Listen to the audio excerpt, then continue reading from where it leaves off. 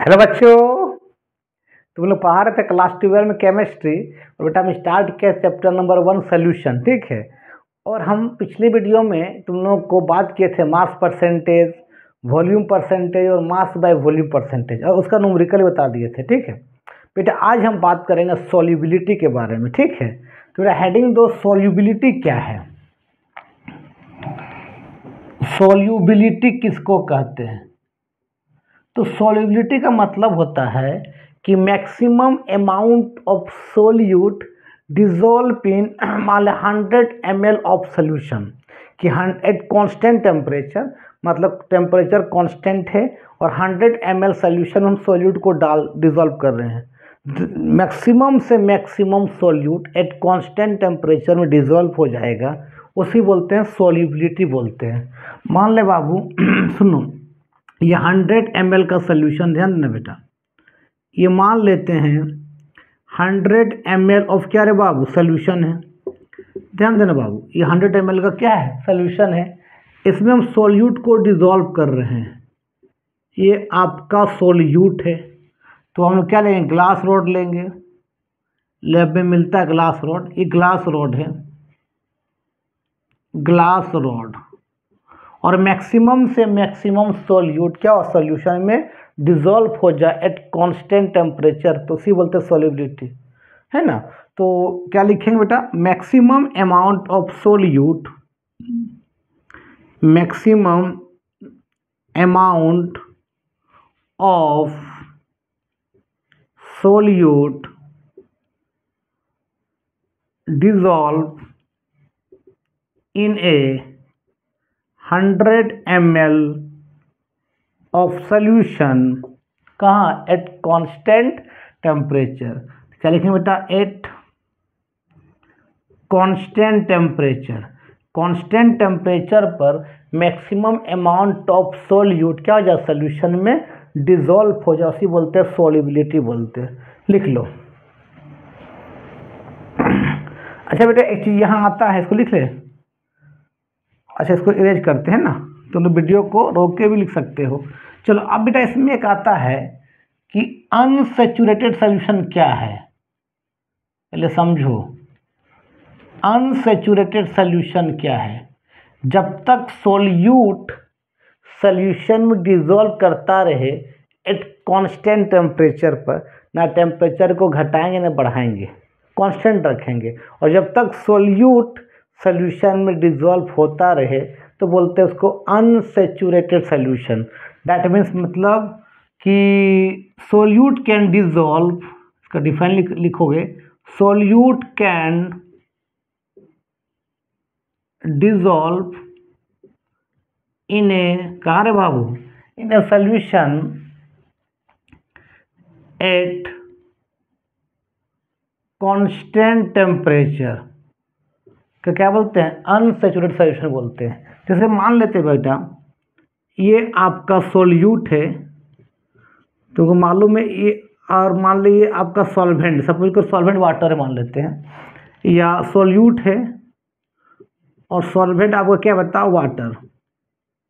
और तुमको मालूम है कि सोल्यूट सॉल्वेंट में घुलता है और आपका सॉल्यूशन बनाता है, आपका सॉल्यूशन बनाता है। ठीक है, मान लो बाबू सुनो कि हमने NaCl लिया सोल्यूट और सॉल्वेंट हमने लिया वाटर, ये पानी में डिजोल्व हो रहा है, मतलब पानी में टूट रहा आयंस में, किसमें, Na+ और क्या Cl-।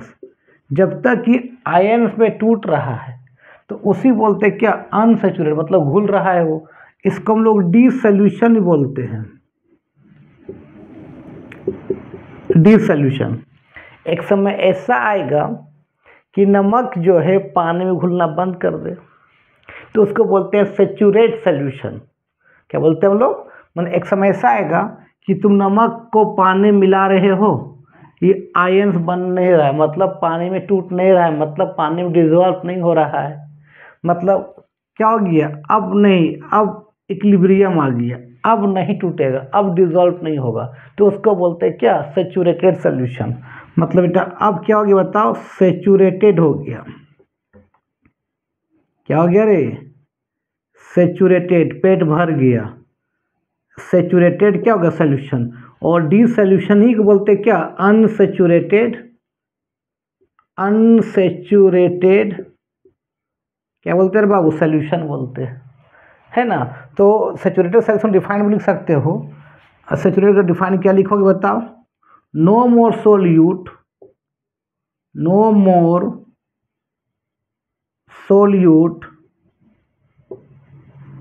Dissolve in a solvent लिखो या सोल्यूशन लिखो, बात बराबर है। No more solute, no more solute can dissolve, can dissolve in a solvent at, कहाँ रे बाबू? Constant temperature. हम टेम्परेचर को ना घटा रहे हैं ना बढ़ा रहे हैं। हो सकता है टेम्परेचर बढ़ाएंगे तो और सॉलिड पानी में घुल सकता है, लेकिन टेम्परेचर को कांस्टेंट रखना है, ठीक है। लिख लो।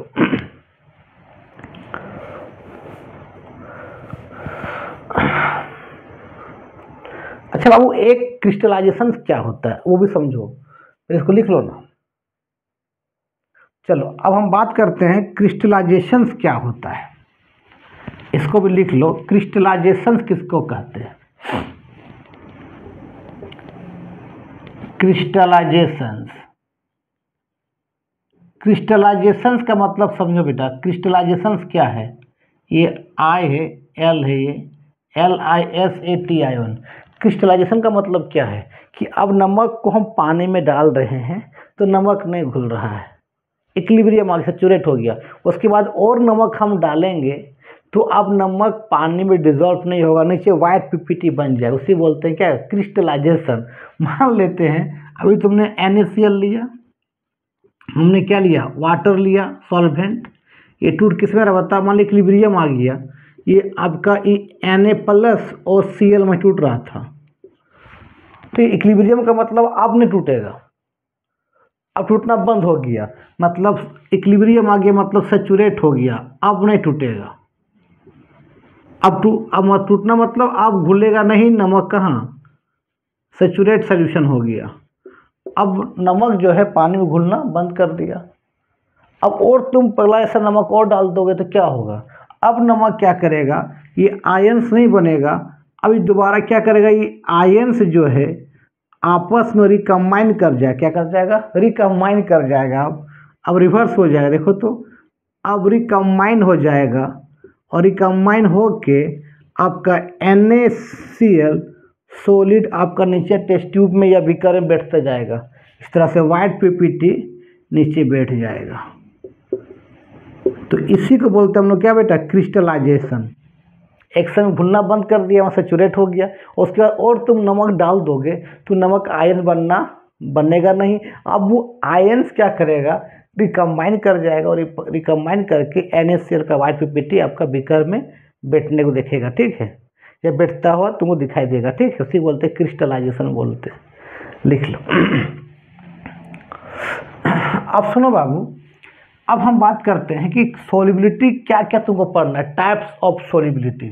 सुनो बेटा, अब पहले लिखो बेटा types of solubility.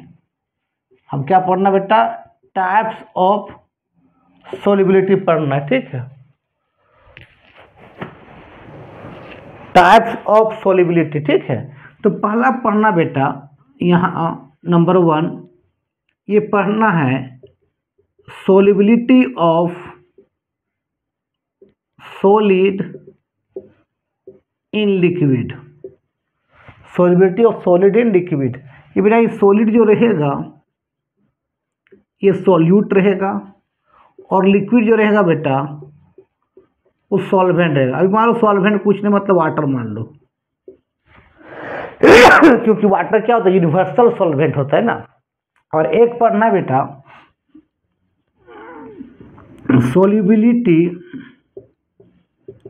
solubility of gas in liquid. Liquid आपका सॉल्वेंट होगा और सॉल्वेंट को वाटर ही मान लेना। अभी गैस को कहाँ डालेंगे? वाटर में डालेंगे और ये गैस आपका हो जाएगा सोल्यूट। ठीक है, कोई दिक्कत? लिखो। सबसे पहले बाबू आज जो है solubility of solid in liquid पढ़ाएंगे, नेक्स्ट वीडियो में solubility of gas in liquid पढ़ा देंगे, ठीक है। तो पहले लिखो इसको। चलो अब बेटा पहला देखो आप solubility of solid in liquid में सोलिबिलिटी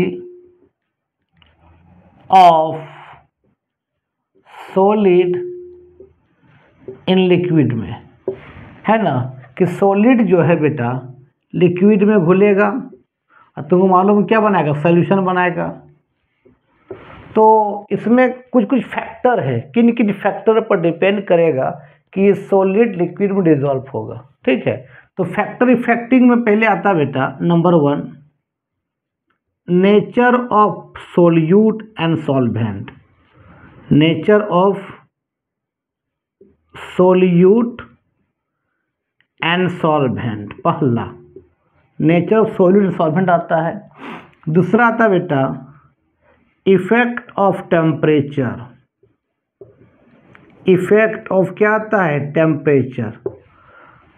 तीसरा आता बेटा effect of pressure, effect of क्या, प्रेशर। ये क्या है, factor affecting solubility of solid in liquid, कि सॉलिड जो है लिक्विड डिसॉल्व करेगा किन किन फैक्टर पर निर्भर करेगा। तो यहाँ लिख सकते हो, यहाँ लिख देना ना कि फैक्टर्स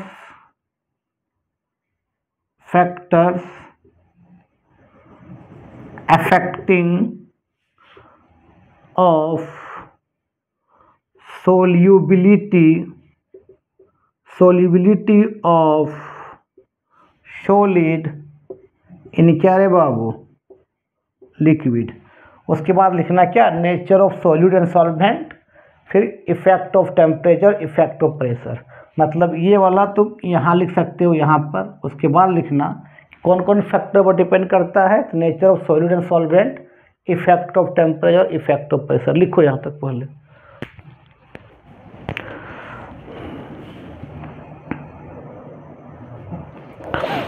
लिख लिया। अब सबसे पहले बात करते हैं nature of solute and solvent के बारे में कि nature of solute and solvent पर किन कैसे डिपेंड करता है, solubility of solid in liquid, ठीक है। तो पहले लिखो बेटा nature of solute and solvent, nature of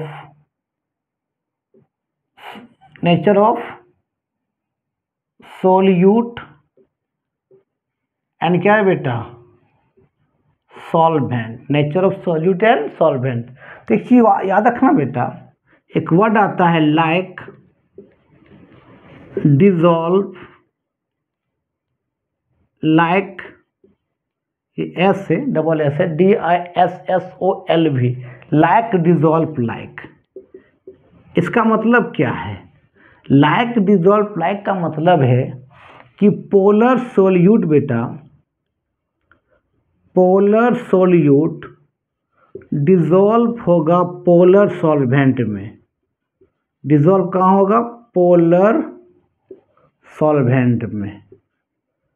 polar का मतलब दो पोल, प्लस और माइनस, या चार्ज का सेपरेशन हो बेटा। पोलर का मतलब होता है दो पोल, प्लस और माइनस। प्लस को बोलते हैं कैटायन, माइनस को बोलते हैं एनायन। मतलब जहाँ चार्ज का सेपरेशन हो, चार्ज सेपरेशन, जहाँ चार्ज बढ़ जाए किसमें, प्लस और माइनस, उसको बोलते हैं पोलर, ठीक है। तो जैसे मान लो बेटा नमक जो है NaCl, जैसे तुम पानी में डालोगे ये तुरंत आपका घुल जाएगा, सोल्यूबल हो जाएगा। क्यों, बिकॉज बेटा वाटर पोलर सॉल्वेंट है। आपका वाटर क्या बता, पोलर सॉल्वेंट है। और NaCl जो होता है बेटा पोलर सोल्यूट है, पोलर सोल्यूट। तो आपस में लाइक डिसॉल्व लाइक आपस में घुल गया। दिखाते हैं, पर इसको लिखो ना। देखो बेटा, तुमको मालूम है वाटर का स्ट्रक्चर क्या होता है, जिस तरह से H2O इस तरह होता है। मान ले ये यहाँ O के साथ H लगा हुआ, यहाँ O के साथ H लगा हुआ। अब तुमको मालूम है कि ऑक्सीजन का इलेक्ट्रोनेगेटिव हाइड्रोजन से ज़्यादा होता है, तो ऑक्सीजन क्या करेगा, H के इलेक्ट्रॉन को अपने तरफ खींचेगा। यहाँ पर क्या हो जाएगा, डेल नेगेटिव हो जाएगा और H पर क्या हो जाएगा, डेल पॉजिटिव हो जाएगा। यहाँ भी क्या होगा, डेल पॉजिटिव। डेल का मतलब स्मॉल चार्ज, आधा 8 इसे लिख दो, आधा 8। इसका मतलब होता है स्मॉल चार्ज, स्मॉल चार्ज। तो यहाँ स्मॉल क्या होगा, नेगेटिव हो, स्मॉल पॉजिटिव हो। जैसे पानी डाले, पानी में क्या है, सॉरी जैसे इसमें डालेंगे NaCl, तो NaCl में क्या होगा, Na प्लस और Cl माइनस। देखो टूट किस में जाएगा, ये Na प्लस और Cl माइनस, ये माइनस H पर क्या प्लस, तो आपस में क्या हो जाएगा, बॉन्ड लग जाएगा प्लस माइनस के बीच में। ये प्लस O पर माइनस, तो आपस में बॉन्ड लग जाएगा, दो पोल बन जाएगा, तो आपस में डिजोल्व हो जाएगा। तो लाइक पोलर या लाइक डिजोल्व लाइक, पोलर कहाँ डिजोल्व होगा, पोलर में, और नॉन पोलर कहाँ डिजोल्व होगा, नॉन पोलर में। ठीक है, तो इसको लिखो ना। एग्जाम्पल और देते हैं, जैसे सुक्रोज, चीनी, सुक्रोज पानी में डिजोल्व हो जाता है और आपका सोल्यूशन बन जाए। ऐसा क्यों, तो मेरा सुक्रोज भी होता है पोलर। तुम बायोमोलिक्यूल पढ़ोगे तो सुक्रोज में बहुत सा क्या होता है, हाइड्रोक्सी ग्रुप होता है। ठीक है, सुक्रोज का फार्मूला तुमको मालूम है क्या होता है, आपका C12H22O11। तो सुक्रोज में मान लेते बेटा, एक सुक्रोज का मोलिक्यूल से ये वाला, उसमें बहुत सा हाइड्रोक्सी ग्रुप होता है, याद रखना बेटा। बहुत सा, ये सुक्रोज का मोलिक्यूल बहुत सा हाइड्रोक्सी ग्रुप है, OH ग्रुप है। यहाँ OH ग्रुप यहाँ पर भी है, OH ग्रुप यहाँ पर भी है, यहाँ पर भी है, यहाँ पर भी है, यहाँ पर भी। ये सुक्रोज का एक मोलिक्यूल से। अब वाटर में तुम मालूम है क्या, वाटर तुम वहाँ ले वाटर लिखते इस तरह से, O यहाँ H और यहाँ H लिख दिए। अब देखो, एक होता है हाइड्रोजन बॉन्डिंग, तो फ्लोरीन के साथ, ऑक्सीजन के साथ, नाइट्रोजन के साथ अगर H का बॉन्ड लगता है तो उसको बोलते हैं क्या, हाइड्रोजन बॉन्डिंग, जिसको डॉटेड लाइन नोट करते हैं। इस तरह से इसके साथ बॉन्ड लग जाएगा, इसके साथ बॉन्ड लग जाएगा, इसके साथ बॉन्ड लग जाएगा। तुमको मालूम है कि सर फ्लोरीन, ऑक्सीजन और नाइट्रोजन का इलेक्ट्रोनेगेटिव बहुत ज़्यादा होता है, तो वहाँ H बॉन्डिंग लग जाता है, तो वहाँ भी आपस में डिजोल्व हो जाएगा। देखो तो, देखो बाबू, इसका H और इसका O में क्या लग जाएगा, देखो तो H बॉन्डिंग लग जाएगा। और फिर देखो तो, मान लेते हैं इसका H और इसका O के साथ भी, वाटर का O और सुक्रोज का H के साथ भी क्या लग जाएगा, H बॉन्डिंग लग जाएगा, तो पानी डिजोल्व कर लेगा सुक्रोज को। यहाँ भी वही हो सकता है, यहाँ भी, यहाँ पर भी अगर वाटर दिखाएंगे बेटा इस तरह से, यहाँ से मान लीजिए ये वाटर दिखा दिए, तो इसका O इसका H के साथ H बॉन्डिंग लग गया, इसका H इसके O के साथ क्या लग गया, H बॉन्डिंग लग गया। इसके कारण सुक्रोज जो है पानी में डिजोल्व हो जाता है। मतलब पोलर डिजोल्व कहाँ, पोलर में, मतलब like dissolve like, polar solid dissolve in polar solvent लिख लो। क्योंकि तुमको मालूम है, तुमको ऑक्सीजन पर क्या होता है, डेल नेगेटिव, और H पर क्या होता है बताओ, डेल पॉजिटिव होगा। ये ऑक्सीजन का इलेक्ट्रोनेगेटिव हाइड्रोजन ज़्यादा होता है, तो O पर माइनस H पर प्लस। यहाँ पर क्या, O पर माइनस H पर प्लस, ये H पर माइनस, सॉरी ये O पर माइनस H पर प्लस, ये H पर क्या प्लस, O पर माइनस, तो आपस में इंट्रैक्शन लग जाएगा। उसी इंट्रैक्शन क्या बोलते हैं, H बॉन्डिंग बोलते हैं। तो F का बॉन्ड S से लगा रहना, O का बॉन्ड S से, N का बॉन्ड S से, उसको बोलते हैं H बॉन्डिंग। इसको डॉटेड लाइन से नोट करते हैं, लिख लो। ये H है, यहाँ पर ये H है, लिख लिया। चलो अब बेटा बात करते हैं non polar solute. Non polar का मतलब जहाँ चार्ज का सेपरेशन ना हो, ठीक है। नॉन पोलर सोल्यूट डिजॉल्व कहाँ होगा, non polar solvent, non polar क्या रे बाबू, सॉल्वेंट, ठीक है। इसे नॉन पोलर ले लिए बेटा हम लोग, नेप्थलीन। तुम देखा होगा नेप्थलीन बोल, ये पानी में डिजॉल्व नहीं होता, क्यों, ये नॉन पोलर है, पानी पोलर है। तो नॉन पोलर इस नेपथलीन को हम बेंजीन में डालेंगे तो आपस में घुल जाएगा, मतलब सोल्यूबल हो जाएगा। ऐसा क्यों? कि बेंजीन भी क्या है, नॉन पोलर, और नेपथलीन भी क्या है, नॉन पोलर। तो लाइक डिजॉल्व लाइक आ रहा है ना। उसी तरह एंथ्रासीन भी एक होता है, एंथ्रासीन। एंथ्रासीन को भी तुम बेंजीन में डालोगे तो आराम से घुल जाएगा और आपका सोल्यूबल हो जाएगा। क्यों? कि आपका एंथ्रासीन भी non polar, benzene non polar, मतलब ये दोनों non polar, benzene non polar है, तो नॉन पोलर ये भी है,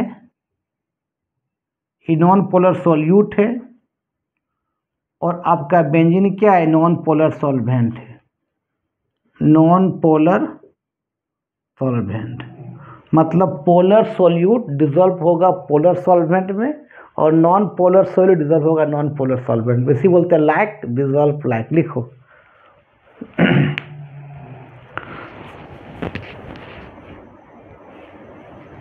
नेक्स्ट बात करते हैं इफेक्ट ऑफ टेम्परेचर के बारे में। इफेक्ट ऑफ टेम्परेचर, दूसरा देखो बेटा, effect of temperature. Effect of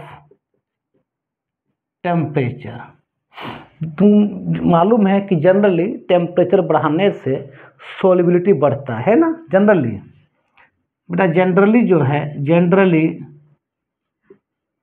अगर टेम्परेचर को बढ़ाओ, इसका मतलब बढ़ाना, तो बेटा सोल्युबिलिटी आपका क्या होगा, solubility of solid in liquid क्या बेटा, बढ़ेगा जनरली।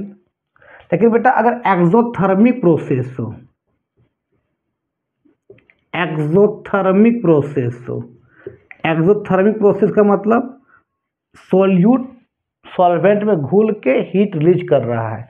इसका मतलब बेटा कि सोल्यूट जो है सॉल्वेंट में डिज़ोल्व हो रहा है और आपका सॉल्यूशन बना रहा है, और साथ में हीट रिलीज कर रहा है। अगर ये रिएक्टेंट ही प्रोडक्ट है, अगर प्रोडक्ट का प्लस हीट लिखा रहना मतलब हीट लॉस होना, मतलब हीट यहाँ पर बेटा लॉस हो रहा है, हीट बाहर सराउंडिंग में लॉस हो रहा है। सॉल्यूट कहाँ डिज़ोल्व हो रहा है, सोल्यूट सॉल्वेंट डिज़ोल्व हो रहा है, और जब सॉल्यूशन बन रहा है तो हीट रिलीज हो रहा है। तो इसको बोलते हैं एक्सोथर्मिक। मतलब रिलीज होना मतलब ही क्या, हीट माइनस में, जीरो से कम, मतलब डेल्टा सॉल्यूशन एच जो होगा लेस देन जीरो होगा, मतलब माइनस में है, एनर्जी लॉस हो रहा है। और तुम उसमें बेटा अगर टेम्परेचर को तुम बढ़ा दोगे, अगर टेम्परेचर को बढ़ा दोगे तो क्या होगा, solubility of solid in liquid बेटा क्या होगा, घट जाएगा, डिक्रीज हो जाएगा। ऐसा क्यों, ऐसा क्यों? तो अब सुनो क्यों घटेगा, पहले समझो, फिर इसको लिखो ना। सुनो बाबू, घटेगा क्यों, सुनो। अब चलो मान लो ये वाटर है, ध्यान देना बेटा, ये वाटर है, ये वाटर है, ध्यान देना बेटा, ये वाटर है, मान लेते ये वाटर सॉल्वेंट है। अभी ये वाटर आपका सॉल्वेंट, ध्यान देना, ये वाटर आपका सॉल्वेंट है, और मान लो हम लोग सॉल्ट को यहाँ डाल रहे हैं, और जैसे सॉल्ट पानी में जा रहा है और बेटा यहाँ से हीट रिलीज हो रहा है, हीट बाहर निकल रहा है, मतलब एक्सोथर्मिक प्रोसेस से हीट रिलीज हो रहा है, ठीक है। और तुम यहाँ से और टेम्परेचर तुम बढ़ा दोगे, और क्या करोगे, यहाँ से टेम्परेचर बढ़ा दिया तो जो वाटर इस सॉल्यूट को डिसॉल्व कर रहा था, ये वाटर डिस्टर्ब हो जाएगा। अब हीट ऑलरेडी रिलीज हो रहा है, सॉल्ट पानी में आ रहा है और हीट रिलीज कर रहा है, और तुम और हीट दे देगा और टेम्परेचर बढ़ा दोगे तो क्या होगा कि वाटर डिस्टर्ब हो जाएगा। अब वाटर वेपर बनना चालू हो जाएगा। जो सॉल्वेंट सॉल्यूट को घोल रहा है वही सॉल्वेंट पानी वेपर बनना चालू हो जाएगा, तो क्या रे, घुलेगा सॉल्यूट नहीं। तो इसलिए solubility of solid in liquid क्या हो जाएगा, घट जाएगा। तो याद रखना, एक्सोथर्मिक प्रोसेस में जो होता है, जब सॉल्यूट सॉल्वेंट घुल के सॉल्यूशन बना के हीट रिलीज करता है और तुम टेम्परेचर और बढ़ा दोगे तो उस समय solubility of solid in liquid घट जाएगा। इसको लिखो ना। मतलब बाबू यहाँ पर क्या होगा कि वाटर मॉलिक्यूल डिस्टर्ब हो जाएगा, वाटर मॉलिक्यूल क्या हो जाएगा, डिस्टर्ब हो जाएगा। आपका वाटर मॉलिक्यूल क्या डिस्टर्ब हो जाएगा, ठीक है। और डिस्टर्ब होने के बाद ये वाटर से ये H2 किस फॉर्म में है, मान ले ये अब लिक्विड के फॉर्म में था, ये आपका डिस्टर्ब हो गया और डिस्टर्ब होने के बाद आपका H2O वेपर में कन्वर्ट हो गया। अभी सॉल्वेंट वेपर बन जा रहा है तो सोल्यूट घोला नहीं पाएगा, ठीक है, लिख लो। चलो अब बेटा हम बात करते हैं अगर एंडोथर्मिक हो तो क्या होगा। सुनो, एंडोथर्मिक प्रोसेस होगा तो क्या होगा, एंडोथर्मिक प्रोसेस का मतलब बेटा कि सोल्यूट सॉल्वेंट में घुल रहा है तो उसके लिए तुमको हीट देना पड़ रहा है। मतलब कि मान ली ये सोल्यूट आपका सॉल्वेंट में घुल रहा है और प्लस हीट, अगर रिएक्टेंट तरफ प्लस हीट लिखा रहेगा और सोल्यूशन बन रहा है, अगर रिएक्टेंट तरफ प्लस हीट लिखा रहेगा तो क्या होगा, एंडोथर्मिक। मतलब सोल्यूट सॉल्वेंट में घुल रहा है और इस घुलने के तुमको हीट लग रहा है, तब ये घुल के ये सोल्यूशन बन रहा है, हीट गेन हो रहा है बेटा, तब घुल रहा है, हीट गेन हो रहा है। मतलब हीट क्या होगा, पॉजिटिव होगा, अब तो माइनस नहीं होगा। मतलब डेल्टा सोल्यूशन H क्या होगा, ग्रेटर देन 0 होगा। उस दरमियान तुम अगर टेम्परेचर बढ़ा दोगे तो solubility of solid in liquid बढ़ जाएगा, क्योंकि ये सोल्यूट सॉल्वेंट में घुल रहा है, तब हीट ले रहा है, तब घुल रहा है। और तुम उसमें हीट और बढ़ा दोगे तो और क्या होगा, सोल्युबिलिटी क्या होगा, बढ़ जाएगा, है ना।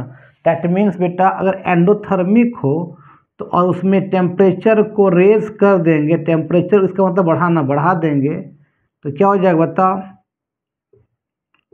सोल्युबिलिटी ऑफ सॉलिड होगा सॉल्यूट के फॉर्म में, मान सॉलिड क्या है, सॉल्यूट है, solubility of solid in liquid क्या हो जाएगा बाबू, इंक्रीज हो जाएगा, इंक्रीज हो जाएगा, लिख लो। चलो अब हम बात करते हैं बेटा इफेक्ट ऑफ प्रेशर के बारे में। इफेक्ट ऑफ प्रेशर, तीसरा लिखो बेटा, effect of pressure, effect of pressure. तो बेटा यहाँ प्रेशर का कोई रोल नहीं है। अब क्यों नहीं रोल है बताते हैं कि मान ले बाबू ये एक कंटेनर है, ये मान ली ये आपका पिस्टन लगा दिए, पिस्टन मतलब ऊपर नीचे होने वाला चीज़, पिस्टन है ये, ध्यान देना बेटा, ये पिस्टन है ये, और यहाँ सोल्यूट है, ये सोल्यूट है, किस फॉर्म में, सॉलिड के फॉर्म में।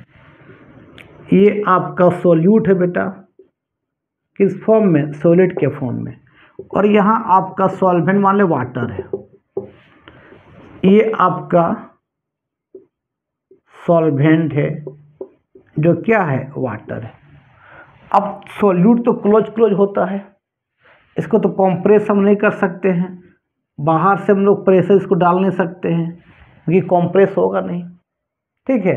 सॉलिड जो होते हैं क्लोज होते हैं, इस तरह से क्लोज होते हैं, क्लोज होते हैं, इसको हम कंप्रेस नहीं कर सकते हैं, इसको हम कंप्रेस नहीं कर सकते हैं। इसलिए आपका इफेक्ट ऑफ प्रेशर का कोई रोल नहीं है कि जब सॉलिड लिक्विड डिसॉल्व करेगा तब, है ना, क्योंकि सॉलिड पास में होते हैं, क्लोज होते हैं, उसको कंप्रेशन नहीं कर सकते। दैट मीन्स तुम लिख सकता है कि no significance of pressure, no significance of किसका रे बाबू, प्रेशर, कब, सोल्यूबिलिटी ऑफ क्या रे बाबू, सॉलिड इन क्या रे बाबू, लिक्विड। ऐसा क्यों, तुम बोल दोगे सर सॉलिड जो होते हैं क्लोज होते हैं, उसको कंप्रेशन नहीं कर सकते हैं। तो आज के वीडियो हम यहीं ख़त्म करते हैं बेटा। नेक्स्ट वीडियो में तो बता देंगे solubility of gas in liquid के बारे में, उसके बाद हेनरी लॉ आएगा। ठीक है, वीडियो अच्छा लगता है देखो और दोस्तों को फॉरवर्ड करो। ठीक, तब तक के लिए बाय बाय।